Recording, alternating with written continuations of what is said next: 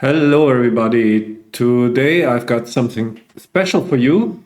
As you may know, pretty soon the WBIF World Championship will start, and I'm playing today the reigning world champion, Richard Sweetman. He won the title in 2024. And you may know as well that I'm world champion 2023. So we decided to warm up for the whole thing with a duel of the two most recent world champions. I'm especially happy that Rich won the title because he's one of my students. So that's great that he replaced me. And we'll be playing a 13-point match, like almost the same format as in the original tournament, only that we will have a bit more time so that it's a bit easier for me to explain some things maybe. But yeah, let's jump into the action. As always, if you like the content, please press the corresponding button and subscribe to the channel. If you're interested in one of my books or in lessons, please contact me through my website.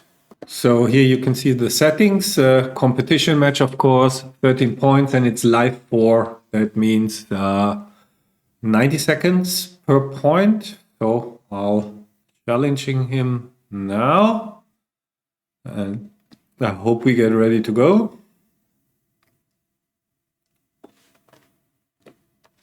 So here we are. Just say hi to him.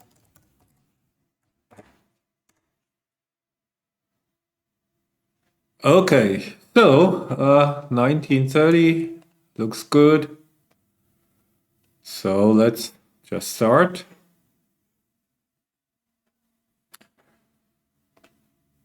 Three, 1, 5 point, of course.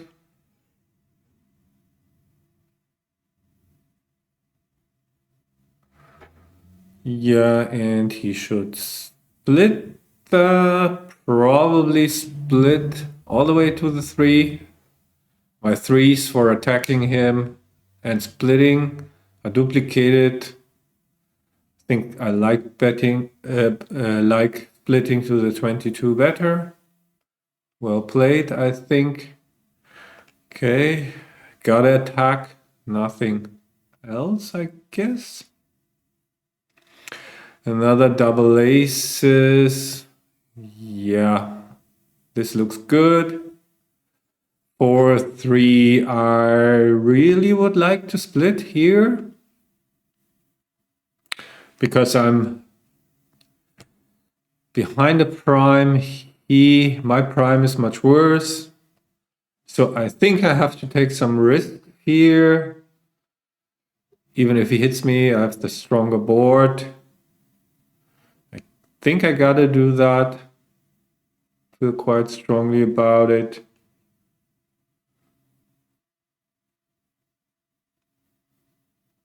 Okay, he will hit 2 checkers, and so I really need a good reply here. This is a good reply, of course, for a 3 in and to the 14, I suppose. No. That's, I mean, his game plan is priming here. Don't destroy your prime. I had that recently in some of my videos. Yeah, that's perfect. 6-5 is also a good number. 2-4, so I don't need to think about cubing, of course. Had he danced, probably would have thought about it. But now with his anchor, his strong prime, got 3 checkers behind it.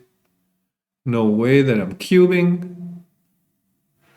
Double 4s makes the prime, but it's not great for his timing. I guess he just should play 10 to 2. I mean, getting hit on the 10 really hurts him. And if he plays to the 9 with 2 checkers, he doesn't have a cover. So even though it doesn't look good, I think it's the only play. And I, of course, am going to jump the prime. Don't see much else. 6-5, not great. So now I've got the outfield control, but he's got a 5 prime. So no. I think that's too much. Maybe not. Who knows? But 6s, 5s. I would just break the midpoint here. Yeah. That looks like the most solid play.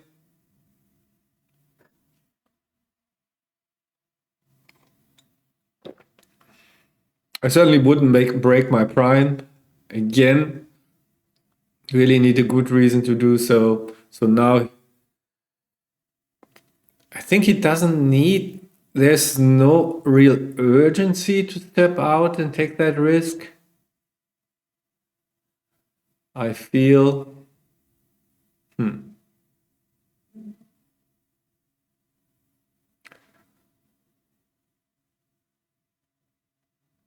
but yeah. So what's the race? Race is even. Yeah, I think he found the correct move here. So what am I supposed to do? Certainly don't want to leave any shots here. Playing all the, but I also like to have outfield controls. So what? And I also would like to play something like this to be able to have better chances to attack him. So this is not that easy for me. Maybe just this, no shots.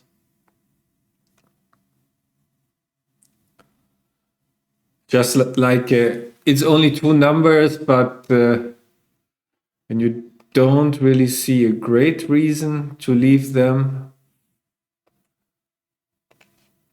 Better not do it. So I think I will strengthen my board, keep some outfield presence, some attacking chances.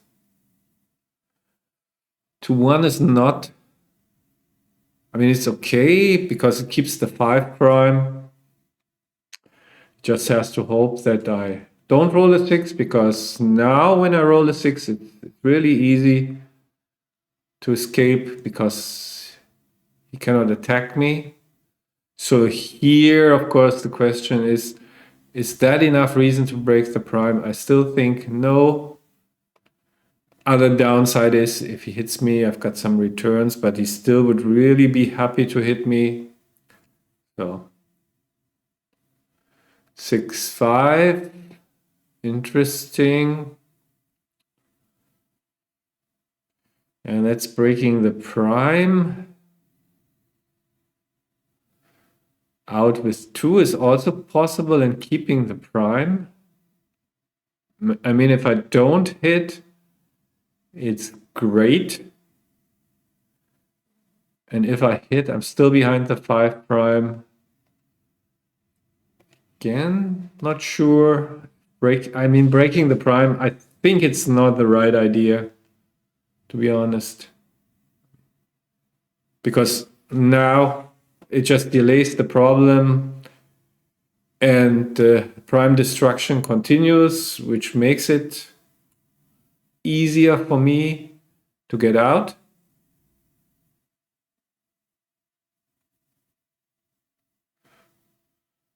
Can I cube here? Certainly not. There are breaking numbers. No, don't leave a shot.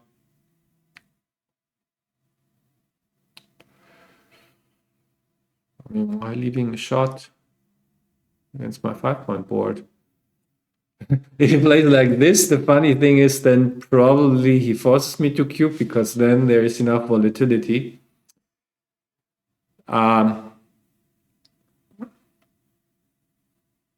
don't quite get it. I mean, really need to talk. Maybe we need to talk about this in one of our lessons.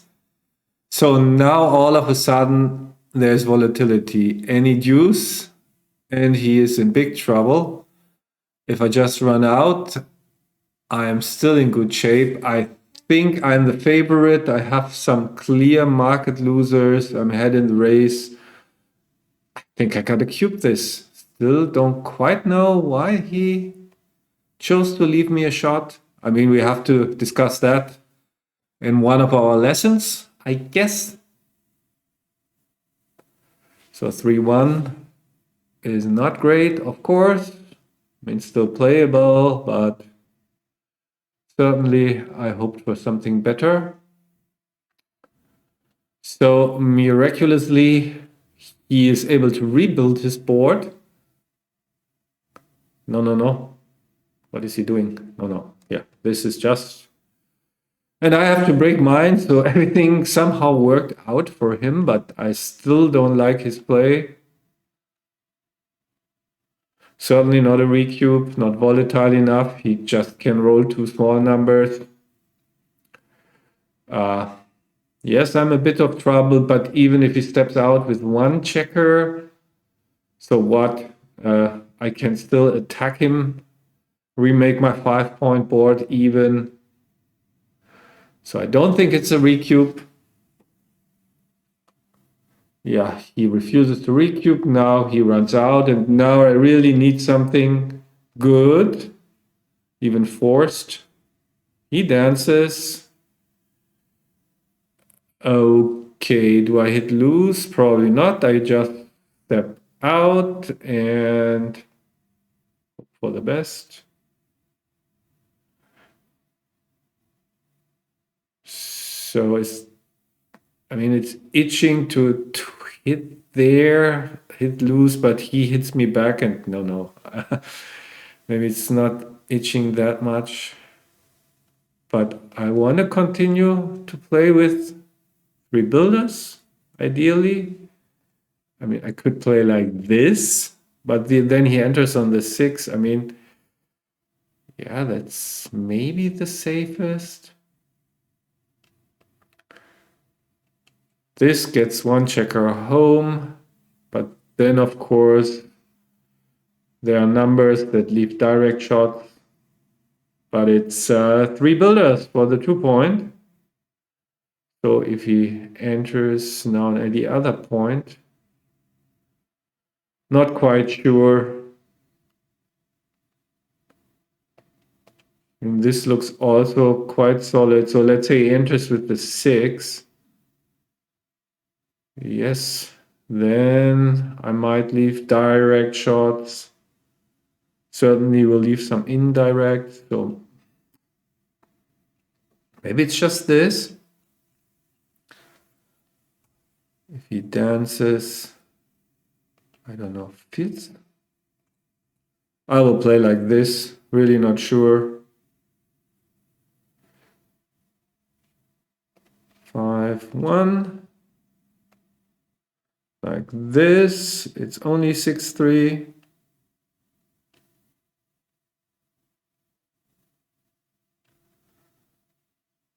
I failed to roll small numbers.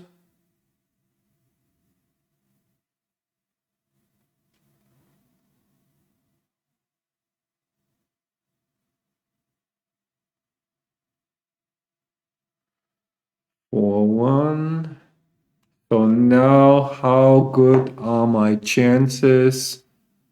I certainly won't take 2 off, so I will play the 4 here. And this leaves extra shots on double 6s, double 4s, double 5s. Is that worth it? Maybe not. This looks super safe. And I don't win too many gammons here.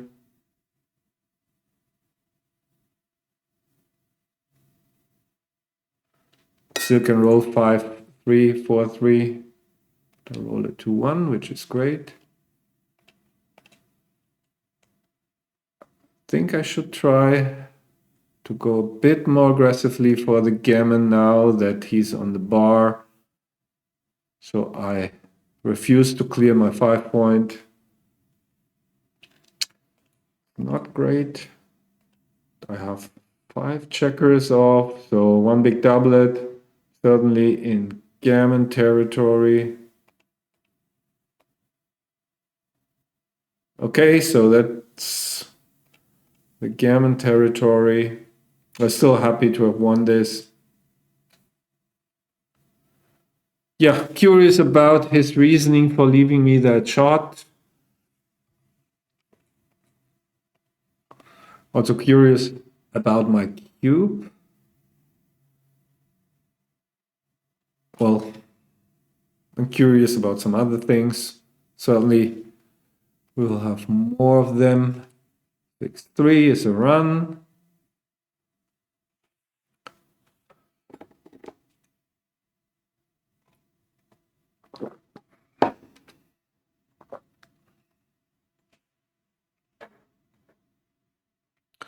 Five one, that looks fine. 4-1.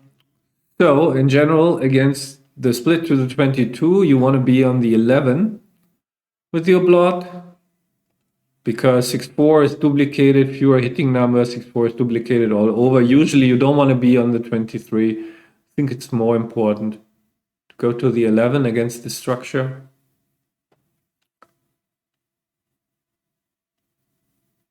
I should make the offensive point. I'm not threatening much. This is a clear 5-point play. You don't have very special reason to make the defensive point. So here I'm a bit of trouble. Because this keeps him off balance, yes. Maybe the play. This leaves 7s and 9s. Many numbers, and he has basically all the options, so I don't like it. So if I play the deuce here, I don't have the 3, but this. But if I play this 3, then I play this. I have no idea what's correct here. Was there a completely safe play? But stepping up to the 21 seemed wrong too. So now, of course, I'm going to continue trying to keep him off balance.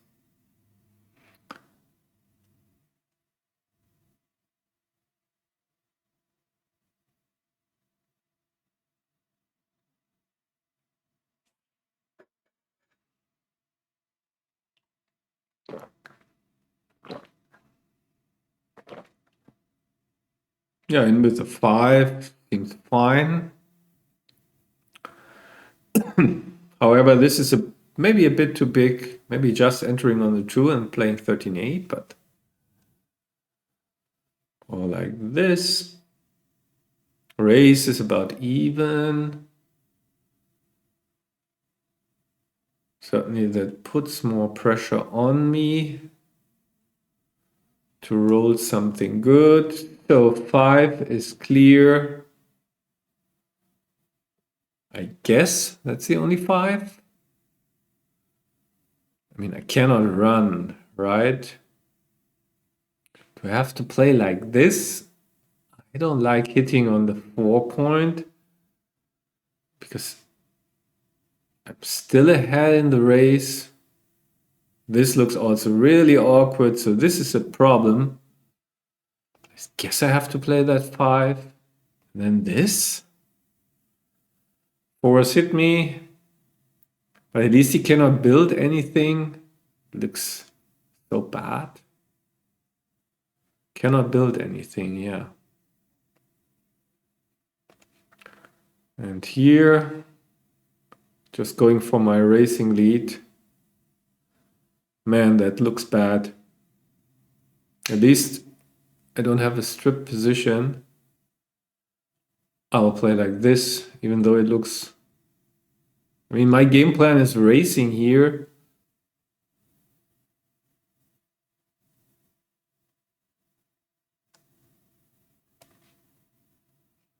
Okay. At least something constructive. This is clear. Do I want to have everything stripped? The answer is no.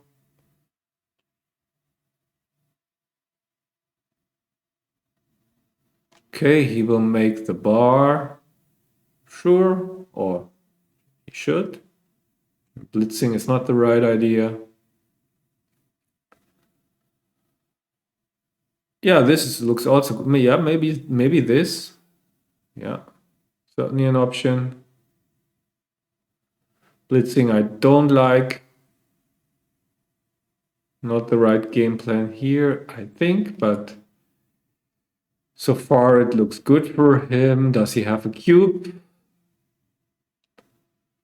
I certainly have a take, but yeah, I could see a cube here. Raises about even, so not sure about the cube, but I'm pretty sure about the take.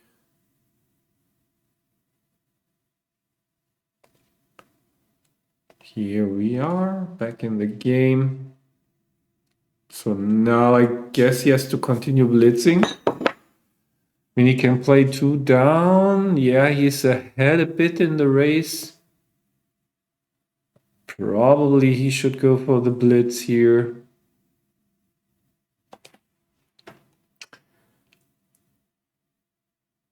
Yeah. This looks a bit too passive. If I just run out, he's in trouble. I have some hitting numbers too. And even if I roll something like 4-5, I can make crossovers and make it much less likely that he wins a gammon. Is that the right idea? I mean, this is... Okay, number of shots is about the same, I would say. Aces, 11 numbers, and then like 3 additional ones. This is certainly wrong. An overplay, giving me 20 numbers. I think he should go for it. 6-1, 39. Yeah, 6-1, I think, is clear. And then 39, yeah. Hope for the best. Okay, not the best for him. Question is, how do I exploit this? I think answer is easy. I enter here and hit here. Hope that he doesn't hit me back. That looks good. I mean, if I hit on the ace, where's the 4? I think that's the play. Double threes is a miss. 1. Yeah. And yeah, inside and to the 3-point, I guess. So raise is dead even. So meaning that I'm still far away from a recube. I don't know. Apparently he is trying to find an alternative, but what could it be? 5-2 is interesting because I could just jump out, but then I have tons of lots that he can hit. 2, 5, 6, 1. But that's many numbers. Or I could just make the prime as an insurance. I think the prime is just too strong to ignore. When you can make it. Okay, now it's very, I mean, this only choice is basically hit and out, and game will be decided pretty much now. I can also just jump out, but I really think it's clear that this is just too passive. Got the strong board. I think he has to jump the prime and hit on the 4 and hope that I dance. Yes, yeah, good play. Pick up the dice. And of course I cannot recube, especially with the lead, so just roll. Got lucky. And I could hit 2 checkers.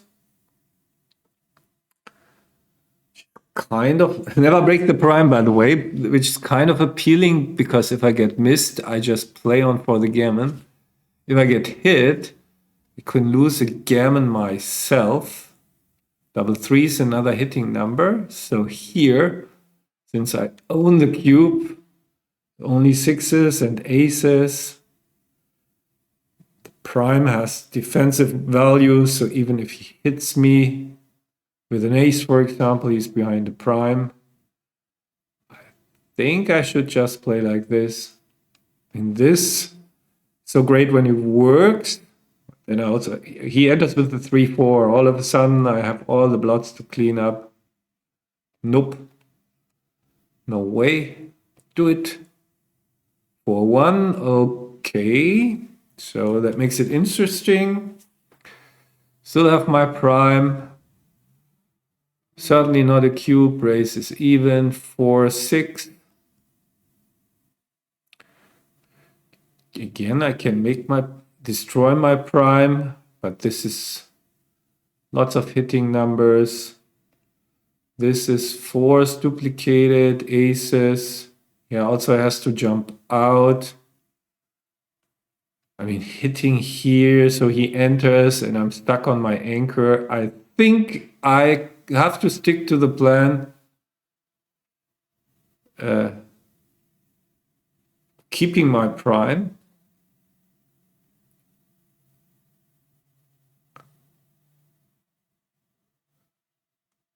I would hit and jump out. Primes are to be jumped over. I mean, he has a beautiful 6 here. Yes, that's the play. Clear. The 1 is great. And now I'm basically forced to do what I wanted to do all the time. And it spectacularly backfires. What can you do? Still have a chance to anchor, of course. It's not over, but that was a gut punch, certainly. Yeah. Okay, over the prime. I would make the 10, I think. 10 is good. Or like this. Yeah, maybe. Yeah, this, I didn't even see it. Okay, now we have a really interesting game, especially since he missed me. Now he's forced to hit on the 6. Hope for the best. I need to come in again. I'm so lucky not having danced even once. 3-2. Now we have a... What do we have here? A race is still even. Guess he should keep the 3-point because he's vulnerable. Now I can attack the 3s, 4s, 6s, 5s. No, that's bad. Yeah, just like this. Keep the 2 anchors for now. And what am I going to do? Just 2, 3, 4 maybe. Is there anything else? Want to play these? Certainly don't want to leave extra numbers. That looks like the play. And now is the time to think about the recube because he has dead checkers. Let's see how he plays it, but I think he's in trouble here, to be honest. Yeah, with 2 dead checkers, 14 pips down. He has to jump into the outfield. I don't know these positions, strange position, but should be a big favorite here. He will have to leave one of his anchors, and then I can attack. I will keep this. see what he does. Okay, he takes it 5-4. So guess I just play safe, or as safe as I can. Don't want to leave a direct shot here. So let's see. 6-2 is a great shot for him. Hits me. And finally I dance, which is not good news.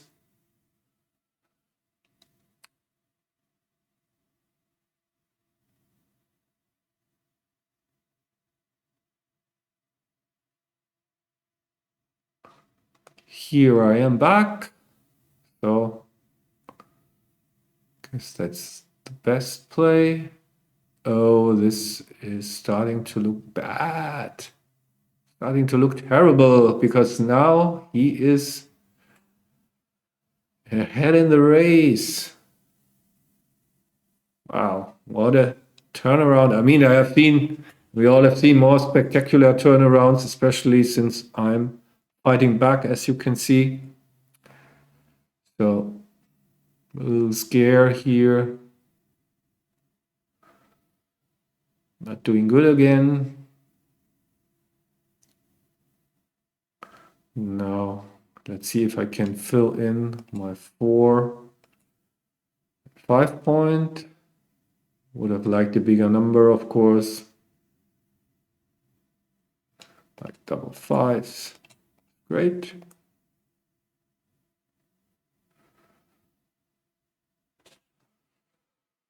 Okay, yeah, very interesting game.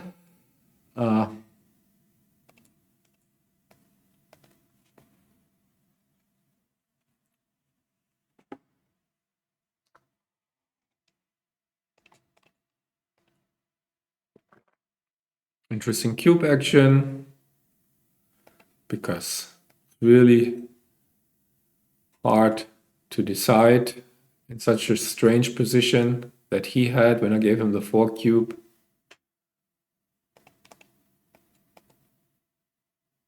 Especially with the score. Now, okay, up 6-0.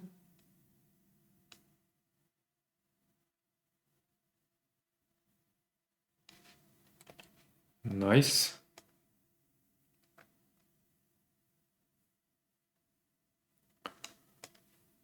Six, 5.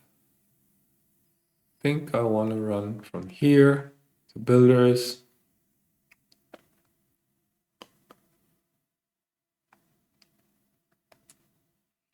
Double 4s. I like to hit. Really looks nice to make 2 inner board points here. That looks strong. 5-3 hits, 5-5, 5-6. Yeah, with the deuce point made, the 8 point is not that valuable. I think hitting 2 is really strong here. 5-4 anchors, good number, great number actually. So not wasting any time on thinking about the cube here.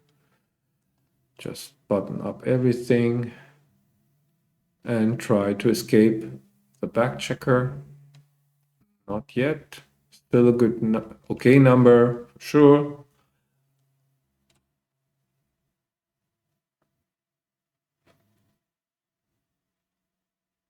So you can think about slotting the 5, but this is the normal play, I would say. So here's my attempt to escape.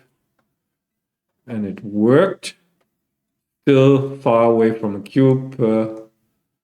Racing lead is not big enough any means.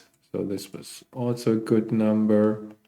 So now we are 18 pips, 11. No need to think about cubing here.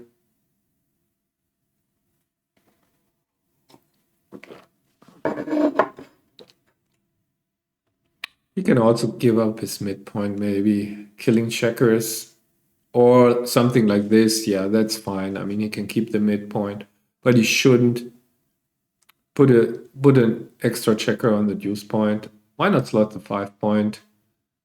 I would slot the 5 point. That gives him 3 covers, and from my perspective, it's not too likely that I will volunteer a shot here, even if he plays with 2 inner board blots. So yeah, he should just slot the 5. Small numbers cover the 5. Big numbers cover the ace. Yeah, very good. That's certainly the quickest way of building a board. Of course, I'm not volunteering anything. So my racing lead is not big enough. So maybe it's time to give up the midpoint. He doesn't want to have dead checkers. And the midpoint is only for one roll. What is he supposed to do the next roll? So I strongly disagree with that play. Because, yeah, what is he going to do next? So now 8 pips. So we are getting into cubing territory, certainly. 8 pips, yeah, one more roll. I mean, in these positions, you actually... So first of all, let me think, how am I supposed to play it? It looks a bit awkward, but I just want to prepare clearing my points. Okay, so that solves the cube issue for now, because now racing lead is basically gone. And that makes the change of plans necessary. Instead of breaking the points, I want to build my board and be able to attack him when he has to leave the anchor. So again, now my racing lead is pretty big because he has more wastage and all the crossovers from the 20. He has more wastage than I do. I don't have short leaving numbers. I mean, this is also not a position where the score matters a lot despite my big lead. Let's say I clear a point and he rolls something small, I lose my market. Yeah, maybe that's a cube, non-gammonish position. He has more wastage. I will cube this. Yes, I want to. I think it's a take. So now clear my points. Yeah, now, yeah, he has to run from the 20. Certainly didn't lose my market, but I could have rolled something better. And if he hits me, I dance. Okay, so I lose 2 points. It's also very difficult for him to use the cube efficiently because he shouldn't double on a shot. But when he hits a shot, then it's too late. So yeah, that's all about cube efficiency, big subject in the theory of backgammon. Yeah, the race is now I have some wastage myself, of course, and I have this ugly gap on the 5. So could still get interesting, especially if I continue to roll like this. Okay, this is much better.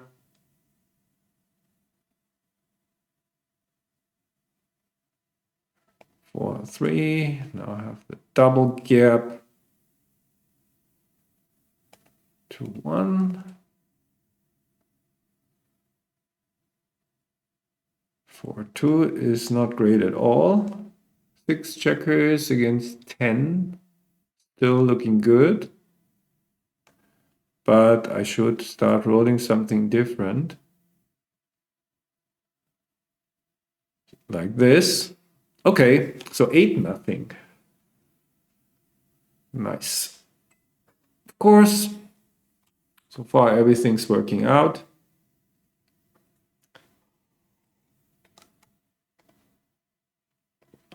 To 3 with a big, big lead. It might be correct to play for the anchor. Usually you just bring the checker down.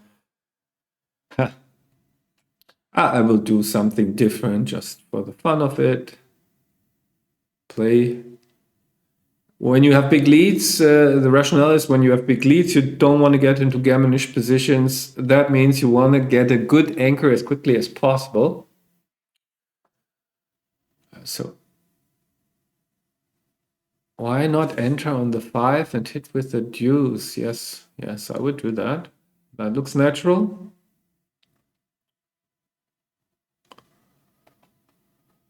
Okay, so this might be a cube. I think he should cube here. He has a blitz going. It's too hard for me to drop this 1 point board. I can enter.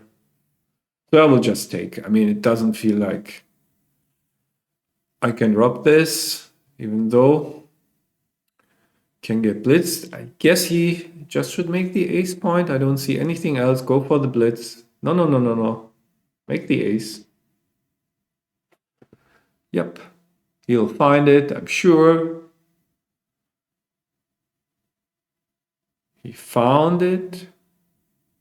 So if he doesn't do it, then that will be really a subject of a lesson. That's double sixes is the roll that means you should go for the blitz. This is many more returns, much better chances to get back into the game. No, he has to, doesn't have to, but he should make the ace point. I don't know why so reluctant, but I'm really rooting for him to find this play. Yes, good play, good play. And rewarded. The only bad thing about it may be that he wasted a bit of his time bank in order to find it. Yeah, so my take, don't see the take anymore.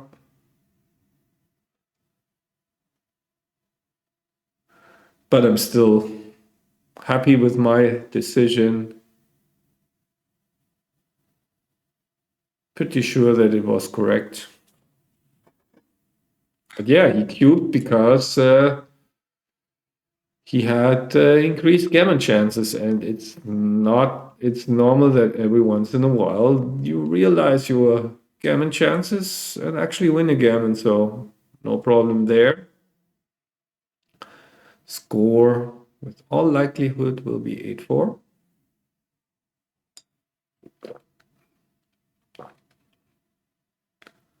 Yeah, picking up the third. Why not? Increases the backgammon chances slightly. He doesn't need the third, of course, for the G, but some BGs in there too. Not many.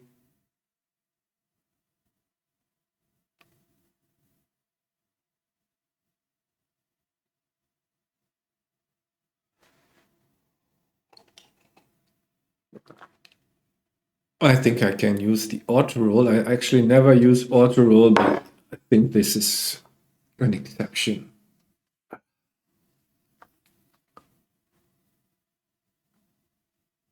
Don't think I will lose my market soon.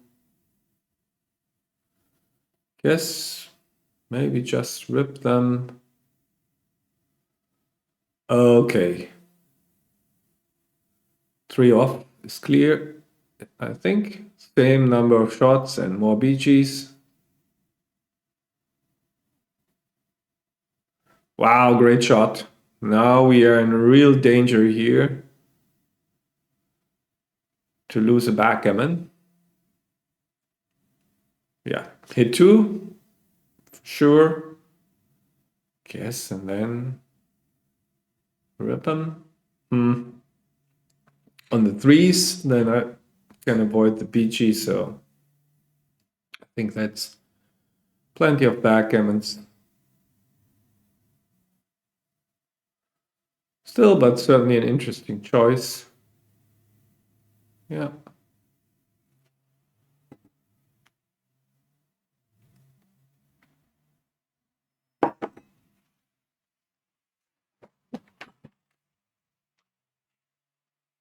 Okay.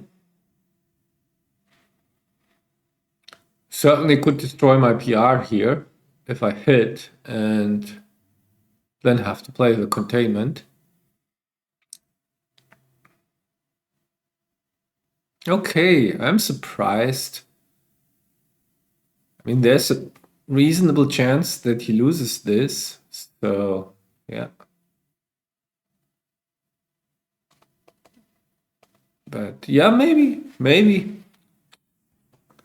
Certainly good reasons to do so. So he won only a gammon.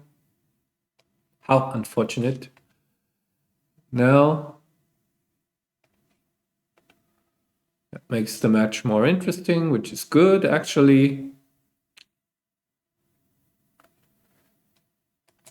Yeah, I find it kind of boring to watch matches where one side is leading like 11-0. Certainly produces some interesting decisions. Sometimes interesting cube actions, but still.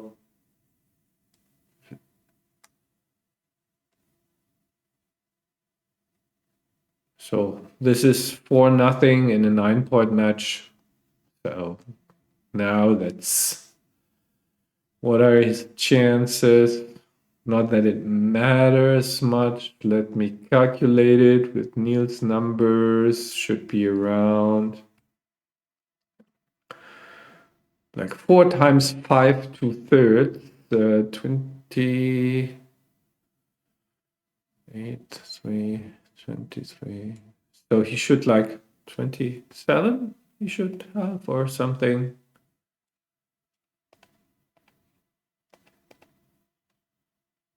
Okay, mutual holding game, very similar structures. Now the question is whether I should hit or not. I don't want to hit on the deuce, just hit and jump the prime. He dances, still no cube, of course. Okay, this is clear, hitting more checkers and maybe like this. One more builder. I could make the 9-point, which is a nice blocking point. He has 2 checkers on the roof. That leaves me with some blots to clean up, but it's certainly a good point to have. Almost prefer that. 2 checkers on the roof. Yeah, I will do that. And now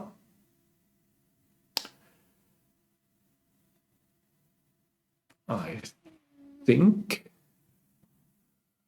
I should cube this maybe.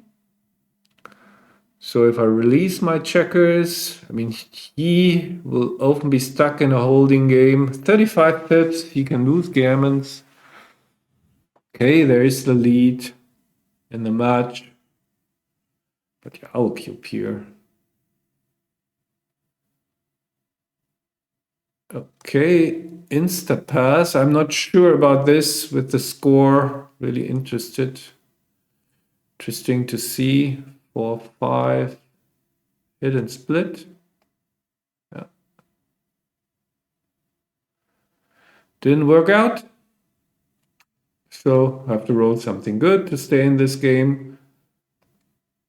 Not good enough at the score. At least it's a no-brainer pass. That's the good thing. Oh, he plays on for the gammon. That's interesting. Or maybe not. I will ask him in our next lesson. I think it was certainly double pass at the score, not a play on. Surprised. Oh, he still plays on. May work out.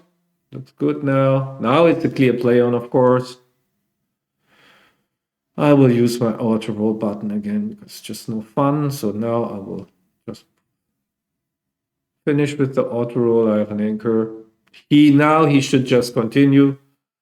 Makes the 5-point board. Okay, let's do the auto roll again. Don't think I will get to a cube too soon. I guess he should play 18-14, break the bar point now. Why not? No. I mean, you want to get your rearmost checkers going. So I'm a bit surprised. Okay, now I will start blocking a bit. Guess now probably time to cash. Can he still cash? I suppose. Just too weak. Too many gammons. So before, now I win quite a few games actually. It's not that terrible. I think I lose too many gammons. So just drop it.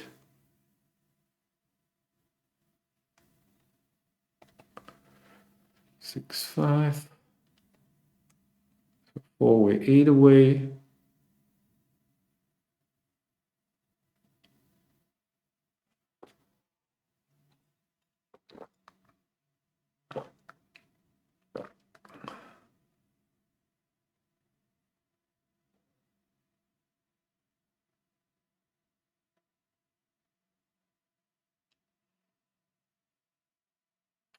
Okay, what is he supposed to do? I think he should make an inside point for sure. And I should also make an inside point, I guess.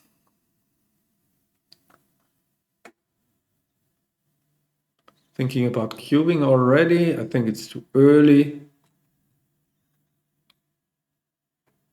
Make the bar. Would like to do that too. I'm gonna split my back checkers. This is more a priming structure. So I want to be split. Usually you cover your ace point, but here the prime really is important, I think, to waste 6 playing 7-1, that is. Interesting idea to split the back checkers, but that gives me chances to attack. This looks better. Would have been punished had he played the other. So this seems to be very straightforward. Now, I think he should have thought about cubing a bit longer, because if he makes an inside point, I mean, he has much better priming structure with the score. Let's say he makes the 5 point, could really lose his market. But yeah, of course, I would have taken, and now it's time for me to run out. Yeah, that's the run out move. There's no other run out move. 4-2 makes the 4, but at least able to escape one back checker. That's pretty bad.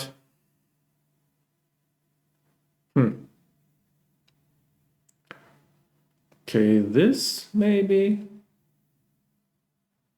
Bah. Pui. Well, what else? Any other idea? No, probably not. Gotta play like this. Now he certainly should cube, I think. No, he should have thought about it a little bit longer. Too many market losers. He can make a 6 prime with some numbers, but he can also just hit me. And there is this other way of losing his market. I have some horror rolls myself. No, go for the prime. Go for the prime. No blitz here, please. It's bad. So I also have, I mean, in theory of backgammon, I have like a section, the second roll of the sequence. And it's not only him rolling a joker, it's me rolling a disaster number, because the second roll is also part of the sequence. So let's say I roll whatever, 6-4, for example. So he loses his market without needing to roll a good number. Another good example of this concept here. So what am I supposed to do? I don't want to leave a double shot, that's for sure. So probably it's going to be like this. And now he's too good, actually, I think. Yeah. Yeah, that's what I mean. Perfect illustration of the second rule of the sequence concept. So now it was me. And now you should have played on clearly. So this is really bad because how can I get back into the game? Small numbers, he makes the 6 prime, hitting numbers, blitzing numbers. So this is just a huge play on. And I'm very happy to drop, of course. But yeah, I talked about it recently as well. Of course, concept, repeat.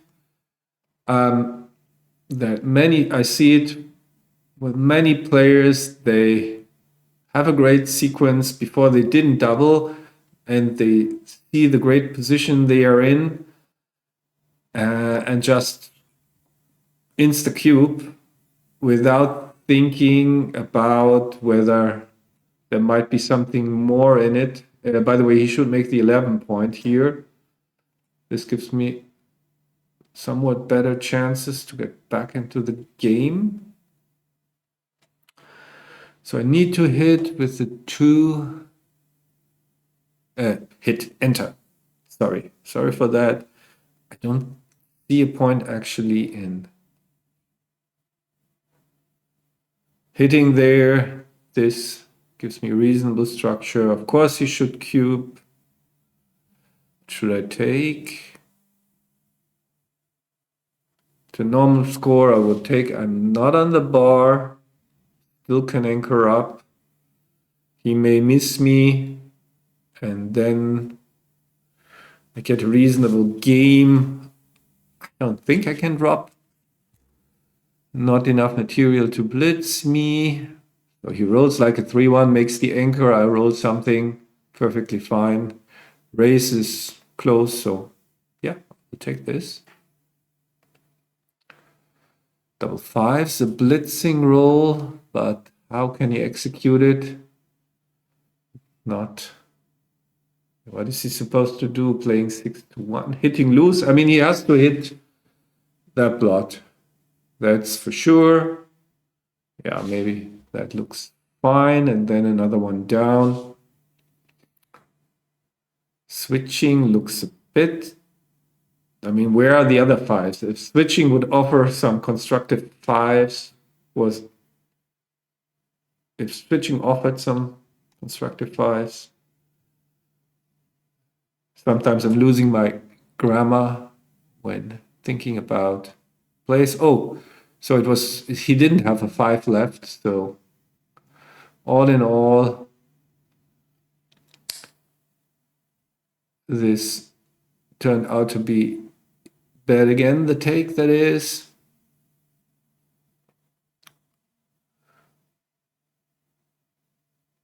Really need to roll something good. I think probably still an overplay. I don't know. Maybe it's not now.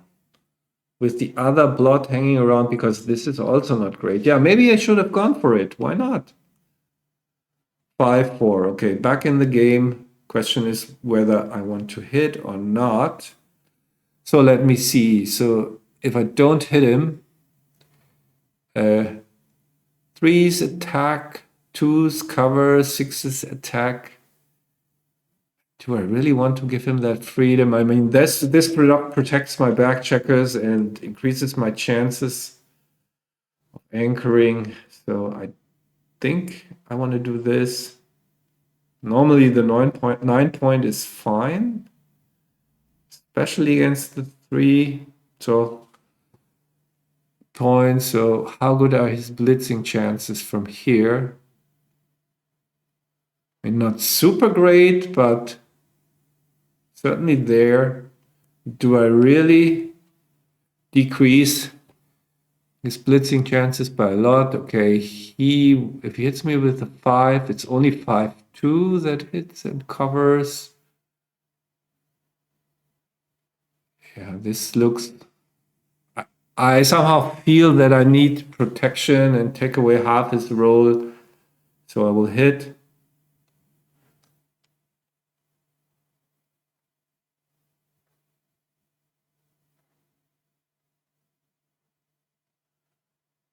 Maybe he should consider hitting on the deuce. Now my threes are duplicated all over the place, of course. Gotta enter, so mission accomplished. Don't want to place another blot in front of him, so play like this. So feel a lot better now. We're in a holding structure. In his shoes, I probably wouldn't even make the bar point anchor because that's the point that he would like to clear next. So why make it in the first place? I think play like this, much better. Feels wrong to do the anchor. Then I will just make some inside points, most likely, and then he has the problem to clear the point. So this looks good. 4-2. Guess I will just make the 4 point. I have 2 blots, but I have the anchor. He's also 4 blots. Don't want to make the deuce point or anything. So yeah, this looks good. Even if he hits me, I have the returns. Finally, I have some structure, a good inside point. And now, what is he supposed to play with 4, or maybe just 15-11? I mean, this looks strange, to say the least, to give up the 6. So probably just 15-11. Yeah, fine. That's unfortunate. Now he can cover the ace from the 11. This is the better point to make. It's a bit more blotty, so to speak. So I'm not sure. The only thing I know is that I really should enter. This was good. He strikes back. Yeah. Now, question is, hitting on the inside is great when I dance because then he has 3s, 5s, and 6s that are good. And he really doesn't want me to get a second anchor, even though it's not really a backing. Yeah, I kind of like the other play even. But now I will just play everything to the 5. He will run, and now we're in a holding situation. So I really don't want to expose any blots because the gammon now is a real possibility, the gammon loss. I really have to be careful. I mean, if I get hit, if I just continue just moving my checkers around, then there is not much gammon danger. Just have to avoid getting hit. Okay. Yeah, shots may be coming, so I need to strengthen my board.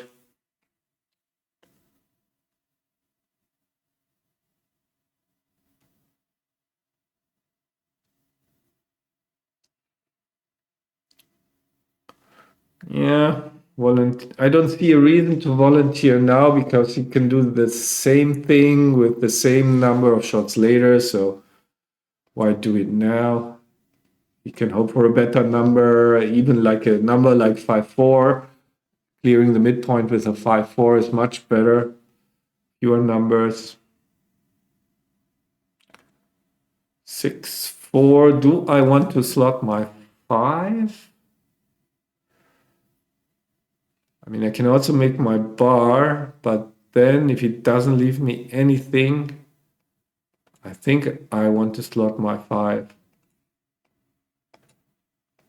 A bit problematic when I get a shot, but I have to make it in order to win. So is that the time to volunteer now that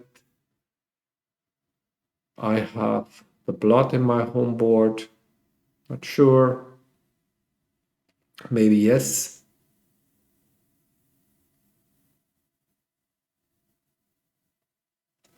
Because what is he waiting for? On the other hand, it could really backfire. So this was great, of course. And now I have a trivial play on for the gammon, because as soon as he enters, I guess I can cash. So how am I going to play this? Maximum builders for the bar. Do I want to slot the bar and risk losing the game? I mean, I'm not winning too many gammons. So I certainly don't want to risk losing it. So now the plan is slot, get hit, pick up another checker. So of course I need to slot from, cannot slot from the bar, so maybe a 3 or a 5. There's the 5, and question is, yeah, ace 5, ace 6, ace 4 are bad. Can just simply cover and go for the gammon that way. Is there any bad? I mean, what could be bad? Is there anything that could be bad? I don't know. I will go for the gammon. Maybe it's too ambitious. Okay, now I have to cover. Not that a gammon is really likely here. When it happens, it's of course great. So do I take checkers off here? Maybe not. Maybe just this. I'm not sure. Usually you clear from the rear. Take another roll.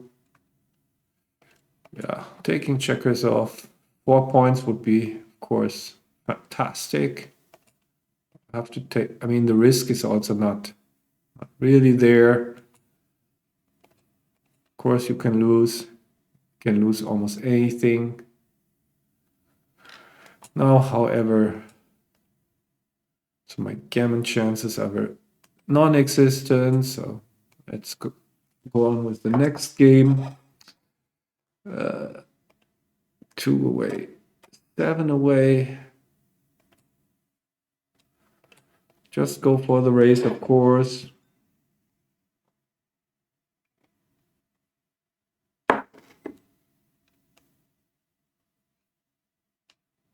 One, 2, 3. 1, 2. Make the ace sometimes is correct, but that's fewer hitters. But much more difficult to get home.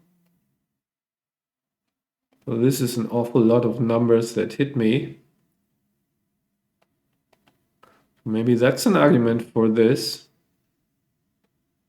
And maybe he enters on a high point, on a higher point, and really this is just about minimizing shots. I also can play like this, also more numbers. But yeah, this looks better than the other. So this is 2-1. See, quite a few more numbers. Looks kind of stupid to make the ace point here. Then I may have trouble getting that checker to safety. And getting hit is not the end of the world. This looks difficult to get home. I don't know. I will play like this. Not really sure, but this is just a super nice structure when I get missed. And so he will make the 3. Yeah.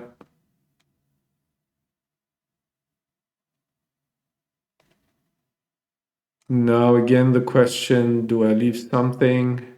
I think this time I will just, I mean, I have enough builders to make a good point eventually, so I won't give him anything. So race is much closer now.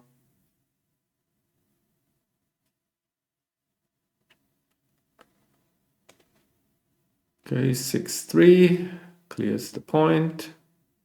Sevens, but not this one. So what are my winning chances here with the 2 open points, 12 pips?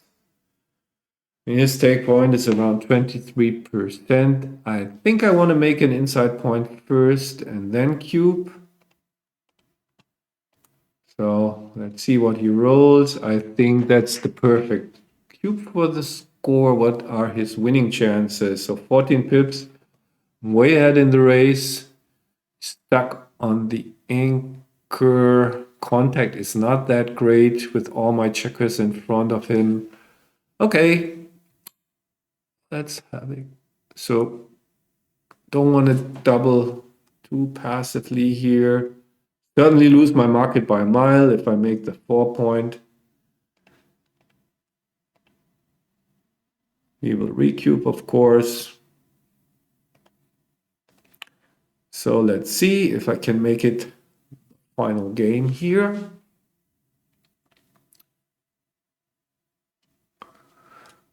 So maybe it was wrong, the cube, but I see people freezing when they are leading and they are 2 away, which is correct when their gammons in the position, but not in this type of position. For example, this is a huge pass for him now, so I really should be happy to have cubed. 6-3 clears the point.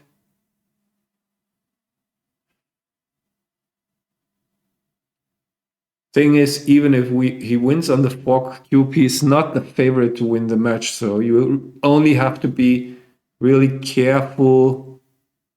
Let me see. Yeah, you have to be really careful when the recube wins the match. So when the opponent is 4 away. So while I'm talking, I'm getting a bit into trouble. I probably should have played 6-2. I see now. I was afraid of double sixes, but yeah, this is the only play. Yeah. Okay, he crunches. Good for me. But yeah, I should have played 6-2. I was a bit. Because against the 3 anchor, you want to get rid of the checkers on your 6 point, because that's where you have to play your 3s eventually.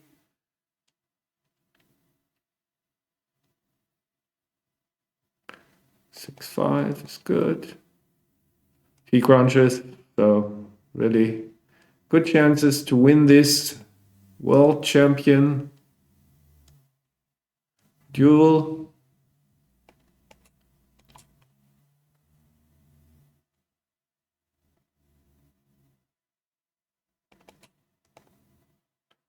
So I have to roll small. Yeah, that is small.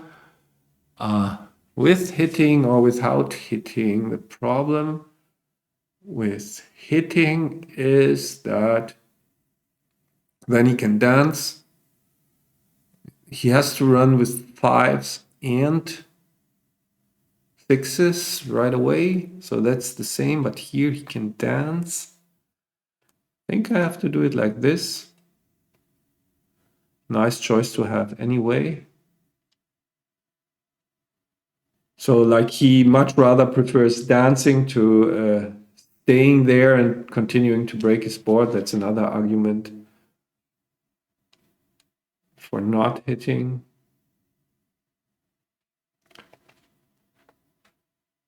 Okay, I think that was it.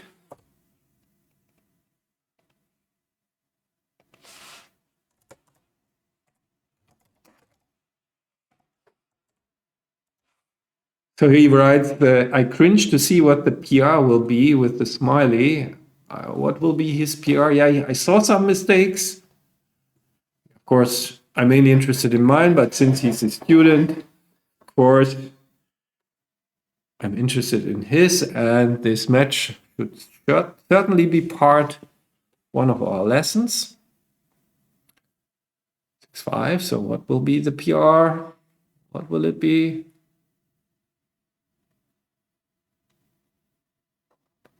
Okay. Yeah, he won't be too happy with that. Okay, so yeah, seems he says. So lots of things to discuss, and we'll do little analysis as always. Yeah, not a great match by me, but certainly okay. Rich will definitely be unhappy. So let's quickly go through some of the decisions, anything that I criticized here. I think I criticized this. He broke the prime. Don't do that. And the bigger mistake, however, was leaving that shot for, I think, no reason. He will have to explain that to me, what was the reasoning, or maybe he thought he was forced to leave a shot, because this just looks normal. And I certainly wouldn't have cubed him. Now that he added the element of volatility, I all of a sudden had a cube, as you can see. And of course, my equity is a lot better too. What did I do here? For one of just rip him. Just try to win the gammon. I was just discarding the gammon. But it's still in the 10-15 range. That fits with my general observation that most players don't bear off aggressively enough, and this time it happened to me. Yeah, this was I wouldn't call it a rookie mistake, but it all looked so bad, and usually when all looks bad, you better keep the initiative. This is just going for the race, but it's so weak to have that board there. How are you supposed to continue? Got that. Here, that I criticized already. He's going for the blitz, but he clearly has the priming advantage, so he should play to his advantage. Make this play. Looks like this. Perfect prime. And with many numbers that cannot escape the back checker, will be getting into trouble. So I danced, and he cubed, which was okay, not quite a cube, but the take was obvious. That was the only thing for me. And then I really should have done it. I was just too afraid when so many more gammons. Yeah, he has a 4-point board. I can understand my reluctance. I own the cube. I don't want to increase volatility. But yeah, when this works, this is just super strong. And you can see lots of things have to happen for me to lose a gammon. So gammon losses are only at 13.5% after the risky play. So I played this, kept the prime, this time wrong. On a later occasion, I did the play and he rolled double fives. I remember there's some more of these. He should have hit two checkers. This is interesting. I like this play actually. Okay, he should have just hit two checkers and stay behind the prime. I mean, this looks strange to me. I certainly wouldn't have done it. Wins even more games. So what's the problem with this here? Probably it's anchoring is really terrible for him, and getting hit is also terrible. So, okay. Here he committed too much to the all-out blitz with his joker. But yeah, here, this was the first thing that came to my mind. Keep the structure. He was just committed too much to the blitz, because now if I just anchor and dance and he picks up the second checker, there's a good chance that I get in with all my checkers before he gets all his checkers around. So yeah, a little bit of an overplay, or well, more than a little bit. Okay, I had a bad double sixes here. Yeah, of course, I didn't even see this, or I was just so focused on getting these checkers out of direct range. But as you can see, his deuces are kind of duplicated. They play elsewhere. And what am I afraid of? I mean, I should be afraid of that two of my checkers get hit. So shouldn't play with two blots. I mean, this if I get on the 9 hit on the 6 points, so what? I mean, plenty of time for me to re-enter, so quite a big mistake. Yeah, I should have seen this. And as you can see, the re-cube was just borderline. I wouldn't have known what to do. So, yeah. He took, but no problem with that. Next game. Yeah, I won't look through all of his blunders. We're already like close to the 1.5 hour mark. So as you can see, despite my big lead, that was the perfect spot to cube. Happy about that. As I already mentioned, in these kinds of positions,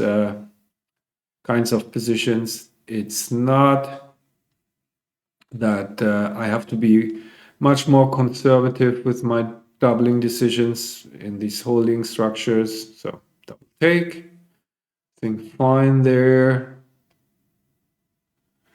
Next game, let's look at the take. I mean, that was just the game where it was got just blitzed. Interestingly enough, yeah, I want to see this play for the, yeah, it felt wrong because, yeah, you can see it sacrifices 10% winning chances, and when you don't win, I mean, then you also don't win a gammon. So of course, his gammon wins go also way down, and backgammon's about the same. So this was a bit, yeah, a fancy play, but you can see it felt wrong, and still many gammons with hardly any risk. So he won a G in the end. So that was pretty bad. Okay, here in this fifth game, I gave a really bad cube. I didn't think it was that bad. Surprised that it's that terrible. Yeah, at the score, you have to be a lot more careful, but I underestimated the strength of his structure. So probably often enough, he will be able to enter before I have released my back checkers. And then I'm in trouble, and you can see he wins 34% of games. I thought it was more close, much closer to the 30 mark. Yes, my assessment was correct that I win tons of gammons. But that's not enough at the score, for sure. At the normal score, would have been a cube. And certainly still an easy take. So he passed it. So I did everything right in that sense. You can see how big a pass is that? It's just like 6 if he takes. Yeah, it's like a 600 pass. So that was, of course, hurting his PR a lot. Next. Okay, let's look at this double sixes quickly. I haven't commented on it. I mean, this is confusing to me. I have to see the final position. So he chose this final position. Could have gone to that with one more builder. He doesn't need the bar point, actually. Which brings me also to the cube action before the roll. I was just ready to pass, and I was pretty sure that he would cube me, but you can see it wasn't a big mistake, actually. It was really close to a play on, so he played on. Then in the end, I commented on that cube action too. I said I win quite a few games. I'm still surprised that it's over 37%. So here I thought, yes, 1/3 of games for sure I'll win, but I'm just surprised that that many games. So even at the score, it's a take. Don't fault myself for that cube action. No problem here. I just estimated my wins being below 35%, and then it's clearly not a take if that's true, but fortunately it wasn't true. Next, what did I do here? 3-1, I made, okay, I should have split. Interesting. First his, yeah, the 5 point is usually the play here. Okay, maybe I should talk about his play, even though we're close to the end, or at least to my close to the end of my attention span. So here, it's usually correct to make the 5 point and leave the blot on the 8 because of my blot. So the idea is when you play this, usually the problem is that you then get hit on your 8 point with 6 numbers and you leave blots. Even though you much rather want to have the 5 point, you don't do it because a shot is too costly. However, whenever the other side has blots like me here, so then you don't care about getting hit basically. And that's a sign that you should make the 5 point, and I shouldn't. So I should have gone more aggressively for the anchor. Only 9 checkers in the zone, and he doesn't have a blitzing structure. Still surprised. I like my play actually. Yeah, was a mistake. Maybe it's also a score. No, it's not really a score thing. Just a mistake. Can you do? And then okay, yeah, this mistake. I thought there was only one play, but that was super inflexible, of course. My play, everything stripped. So I should have broken the midpoint instead of the bar point. More playability, basically. This is just, I would call it old school mistake, because back in the day in the 90s, they told you that breaking the midpoint without really being basically forced to do so is really bad. So I come from that generation of players, still have a bias to keep my towards keeping my midpoint, but not a super big mistake. But certainly, I think I mentioned that one already. Cube, and then that's what happens. This is, I mean, I was fully prepared to pass. Glad that would have been correct, but then this should be big. I don't know, but that's for sure a 200 mistake. Not for sure. I would bet 200 mistake not to play on here. No, only 126. So I thought it was, I mean, it's still a super clear play on. Reason why it's probably not a bigger mistake simply is that it still doesn't only win 30% gammons. But yeah, I mean, what should happen? How am I supposed to get back into the game? Discussed that already in match play, so never mind. Here, make the 11 is standard. I mean, whenever you have made the 4 point and there is still the 5 point to be made, the 11 point is super strong. So that was a sizable mistake. The cube, small take, wasn't happy about it, but hey, what can you do? Then let's look at least one. Is that an interesting? I should have made his bar point. See, I really like this play here. Should have made his bar point, but then he has to clear it again. So I probably would have done the same. Okay, the only reason, probably the reason is the blots here. So he's vulnerable. So yes, I have blots, but he has got blots too. So if we get into a hitting exchange, these blots are a problem. So now I really would show you what I usually do. So my hypothesis is the bar point is only correct because he has blots in his home board. So how do I test this? So then I just go to another XG, copy paste the position, and then I give him the deuce point. Then now I really can't see why you should make the bar point. So, but let's see if my hypothesis is fine. And as you can see, I was correct. So this is how you should work on your game. Make hypothesis and why your play was wrong, and then test them like I did. And indeed, when you make white's board strong enough, then it's correct to go for the race immediately. So yeah, this is basically how I work when I try to understand positions. because this could go into some database of mine, even though my opponent made the mistake, but I'm pretty sure that I would have made the same mistake. So it's also my mistake. So then what was happened here? Okay, I played on for the gammon, and then once he took checkers off, that wasn't an option anymore. And here, what's...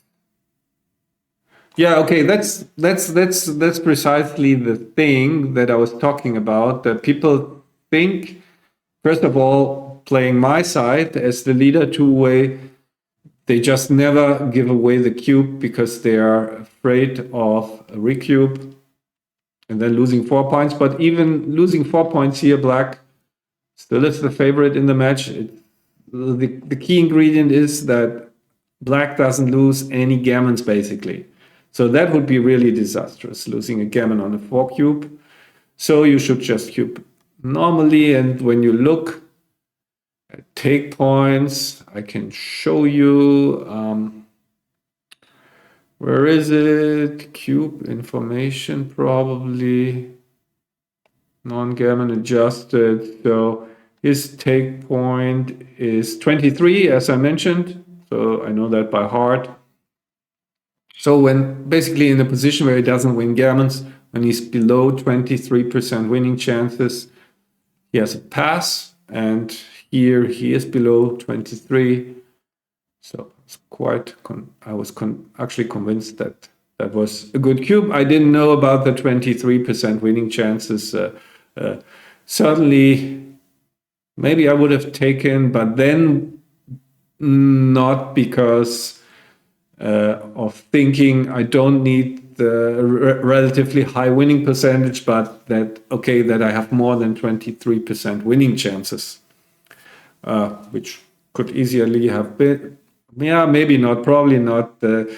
When do you have better winning chances in a position like this? Okay, let's just now that we are talking about all these analyzing concepts. So what's a bit key to the low winning percentage for white is that black doesn't have any dead checkers. So maybe this increases the winning chances for white, not really, a little bit. But then we look at the same race. So I gave black 10 pips, and like give white also 10 pips. So same difference. Now white has a stronger board and black has the gap. So that should be close to 23. So that's something you can take. You can take this also at a normal score position on the left, but this is different. I mean, less flexibility for black, already made board. And it's, funnily enough, it's just on the cusp, and it's only a take because white wins some gammons every once in a blue moon, or how they say. Well, okay, I think I have talked a lot. Certainly some interesting games. Yeah, it was nice warm up to the World Championship starting in March. If you haven't registered, you still can register on the WBIF page and try to become World Champion 2025. So yeah, thank you, Rich, for playing, and certainly have some things to discuss that I didn't discuss already. Well, most of it I have discussed already, but yeah. And yeah, next video will probably already be a match in the World Championship 2025. Take care, bye-bye.